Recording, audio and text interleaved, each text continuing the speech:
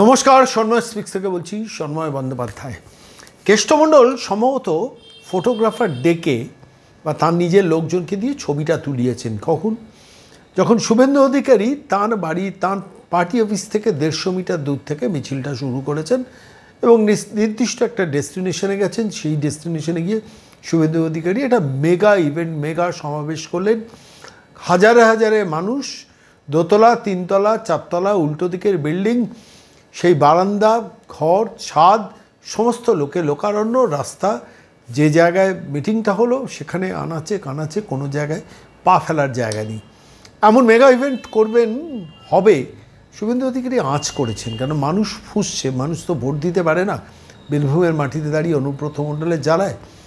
আর এই পরিবেশে স্বাভাবিকভাবে কাজল শেখ বেশ মজা পাচ্ছেন। আমি কেন আজকে এই কথাটা বলছি?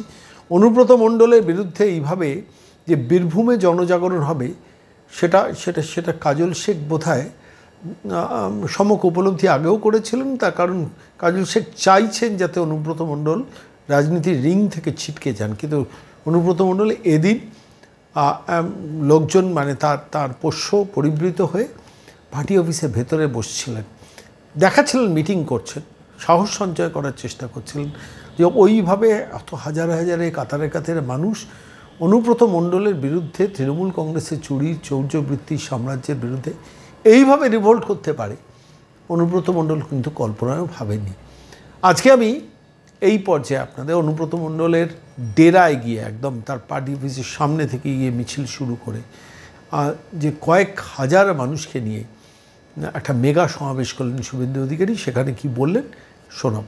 আপনারা জানেন গত কয়েকদিন আগে পশ্চিম বাংলার চোরেদের রানী পিসিমণি, মহারানী চোরেদের, যিনি এখন হীরক রানী হয়েছেন, সেই হীরক রানীর সবচেয়ে ক্লোজেস্ট নেতার নাম হচ্ছে অনুব্রত মণ্ডল। অনুব্রত মণ্ডল তিনি তৃণমূল কংগ্রেসের দীর্ঘদিনের জেলা সভাপতি ছিলেন। তিনি এখনো জেলে থাকাকালীনও ছিলেন, বেরিয়ে এসেও স্বমহিমায় আছেন এসআরডিএর chairman, state rural development authority, অর্থাৎ রাষ্ট্রমন্ত্রীর সমমর্যাদা সম্পন্ন। অর্থাৎ মমতা বন্দ্যোপাধ্যায়ের চোখে তিনি হলেন রাজ্যের মন্ত্রী। মমতা বন্দ্যোপাধ্যায় 11 সাল থেকে মাঝে 2 বছর তিহারের জেলে থাকার সময় বাদ দিলে যতবার এসেছেন বীরভূমে, এমনকি পার্শ্ববর্তী জেলাগুলোতে, ততবারই 150 কেজি ওজনের এই ভারী নেতা মঞ্চে বসেছেন এবং মমতা বন্দ্যোপাধ্যায় রাজ্যের মুখ্য সচিব, ডিজিপি, জেলা শাসক, জেলা পুলিশ সুপারদের বলেছেন যে তোমরা কেষ্টর কথাতে চলবে। মমতা বন্দ্যোপাধ্যায় একাধিক সভাতে বলেছেন আমার কেষ্ট রাজ্যসভায় পাঠাতে চেয়েছিলাম, ও যেতে চায়নি, কারণ দিল্লিতে তিনি যেতে চান না। দিল্লিতে গেলে এখানকার পাথর, বালি, জেলা পরিষদ, পুরসভা, 100 দিনের কাজ, আবাস, কয়লা, গরু পাচার, টাকা তুলবেন কখন আর বোলপুরের প্রাসাদে বসে গুনবেন কখন, আর মুড়ির টিনে করে মমতা ব্যানার্জির কালীঘাটে পাঠাবেন কখন। তাই তিনি রাজ্যসভার মেনে নেন। তিনি এই এলাকার অলিখিত মুখ্যমন্ত্রী ছিলেন। কখনো বলেছেন চরম চরম ঢাকের আওয়াজ বাজবে, কখনো বলেছেন বিরোধীরা আসবে, পোলিং বুথে নকুল দানা, গুড় বাতাসার ব্যবস্থা থাকবে, কখনো বলেছেন রাস্তায় উন্নয়ন দাঁড়িয়ে থাকবে। আপনারা দেখেছেন 2018 সালের পরে কোন নির্বাচন এই জায়গায় হয়নি। 2018 পঞ্চায়েতে সমগ্র বীরভূম জেলায় বিনা প্রতিদ্বন্দ্বিতায় 30 স্তরের পঞ্চায়েত হয়েছে। একটা পঞ্চায়েতে ভোট হয়েছিল মল্লারপুর, সেখানকার হিন্দুরা হারিয়ে দিয়েছিল এই তোলামল নামক মুসলিম লীগ 2 পার্টিকে, আপনারা জানেন। সেই অনুব্রত মণ্ডল গরু পাচারের মামলায় জেল খাটলো, তার 500 কোটি টাকার সম্পত্তি উদ্ধার হলো, তার সিকিউরিটি নাম তার সাইগল, ওসিআইসিরা তাকে স্যালুট দিতেন, তার 200 কোটি টাকার সম্পত্তি উদ্ধার হল। মোদীজি আছেন বলেই না খাউঙ্গা না খানে দুঙ্গা অনুব্রত মণ্ডল মতো চোরেরা, মমতার ভারী নেতারা 2 বছর তিহারের জেলে কাটিয়েছে, আপনারা জানেন। বেরিয়ে আসার পরে আবার স্বমহিমায় আপনারা অনেকেই জিজ্ঞেস করেছিলেন জামিন পেল কেন। দেশের আইন আছে, যে ধারায় তাকে এনফোর্সমেন্ট ডাইরেক্টরেট ইডি অ্যারেস্ট করেছিল, সেই ধারায় সর্বোচ্চ 6 বছরের জেল হয়। 2 বছর জেল কেটেছে। ভারতের আইন যদি ঠিক থাকে আরো 4 বছর জেল খাটতে হবে এই ভারী নেতাকে।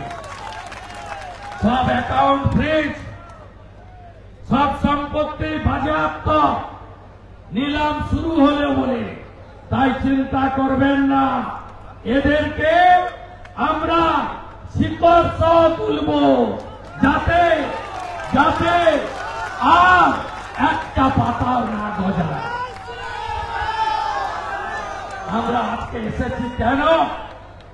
42 ডিগ্রি তাপপ্রবাহ। যারা 4টার মিছিলে বেরিয়ে এসেছেন মঙ্গলকোট থেকে, হাউসগ্রাম থেকে, লাভপুর থেকে, ময়ূরেশ্বর থেকে, নানুর থেকে, কেতুগ্রাম থেকে, বোলপুরের বিভিন্ন গ্রাম থেকে 1টা 12টা না খেয়ে, মুড়ি খেয়ে, পান্তা খেয়ে বেরিয়েছেন। কেন এসেছেন? মা বোনের সম্মানের জন্য। আপনারা মন্তব্য অনুব্রত বোলপুরের আইসিকে যে ভাষা বলেছেন,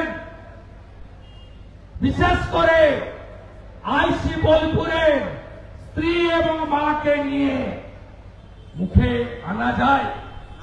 বলুন বলুন, কানে শোনা যায়? তাহলে কি করা উচিত?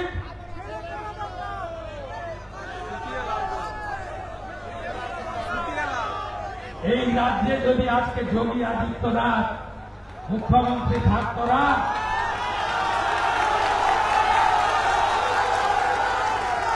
রেকর্ড নয়, জগন্নাথ বলছিল, সপাস করে ধরত, নিয়ে যেত, 14 দিন রিমান্ডে রাখত,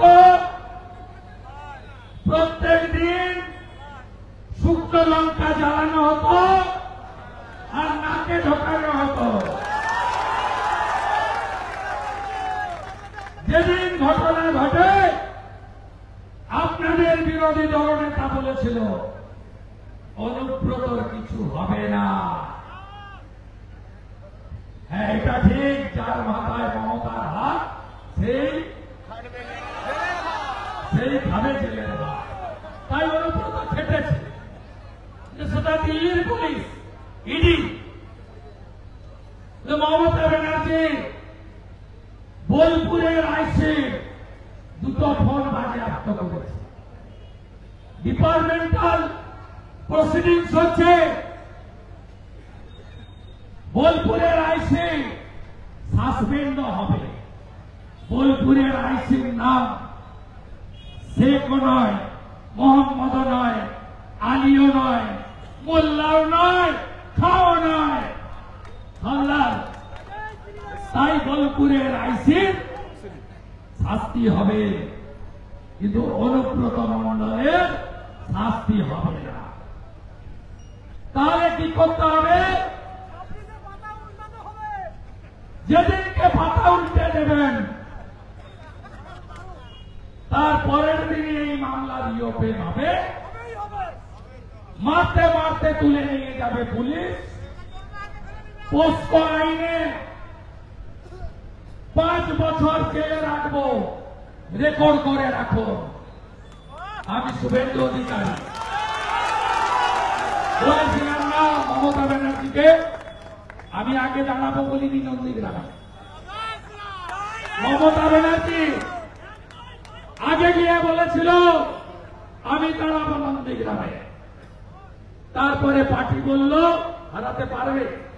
হ্যাঁ, 64,000 ভোট আছে, মানে মুসলমান ভোট, আমি বাদ দিয়েই পারবো। আমি 65 বার হিন্দুকে এক করেছিলাম, বিশেষ করে শিডিউল কাস্ট বুথগুলো আমি প্রণাম করি আমার তফসিলি জাতিকে। মুসলমান বুথে 700 মধ্যে মমতা 695, মীনাক্ষী 3, শুভেন্দু 2। আর শিডিউল কাস্ট বুথে 700 মধ্যে 675 শুভেন্দু, মমতা 2। হারিয়েছি কম্পার্টমেন্টাল চিফ মিনিস্টার, যার কান একটা কাটা রাস্তার এক পাশ দিয়ে যায়, আর যার কান দুটো কাটা রাস্তার মাঝখান দিয়ে যায়, তার নাম হল মমতা ব্যানার্জি। আমি আমাদের ভারতবর্ষের ইলেকশন কমিশনকে বলেছি, শুধু 2 মাস মমতার পুলিশদেরকে তালা চাবি লাগিয়ে রেখে দিন, আমরাই জিহাদি জঙ্গিদেরকে সাইজ করে দিয়ে কিভাবে ভোট করতে হয় বাংলার জনগণ। নারী সম্মান যাত্রা আজকে সফল। এ তো বীরভূমের একটা অংশ এসেছে, এ তো পহলে ঝাঁকি হ্যায়, अभी सिउड़ी रामपुर आज बाकी है। ये तो उद्বোधन হলো আজকে গায়ের ছাড়া বীজতলা ফেলি না আমরা, কি বলি আগুয়াছিরা। আগে বলদ দিয়ে করা হতো, এখন মেশিনে করা হয়। বীজ ফেলা হয়, চারা হয়, রোপণ হয়, বরুণ দেব বর্ষা দেয়, তারপরে ধান পাকে, তারপরে আমরা কাটি। আজকে বীরভূম জেলাতে শুরু হলো এই যাত্রা। এরপরের যাত্রা হবে হিন্দু ওবিসি অধিকার যাত্রা। তিলি তেলি, কামার কুমার, নাপিত কুড়মি, ঘোষ গোপ, কুম্ভকার, স্বর্ণকার, মালাকার, সব হিন্দু ওবিসিদের মমতা শেষ করে দিয়েছে। 180টা ওবিসি সাবকাস্ট, 119টা মুসলমান। ভাগ হবেন নাকি? ব্রাহ্মণ, ক্ষত্রিয়, বৈশ্য, শূদ্র ভাগ হবেন? ভাগ হবেন? ভাগ হবেন না। হরিয়ানাতে যোগীজি গিয়ে বলেছিল বাঁটেঙ্গে তো কাটেঙ্গে। মহারাষ্ট্রে মোদীজি গিয়ে বলেছিল এক रहेंगे तो सेफ रहेंगे। हरियाणा का जीत हमारी है, 26 में बंगाल का बारी है। महाराष्ट्र का जीत हमारी है, 26 में बंगाल का बारी है। 27 साल बाद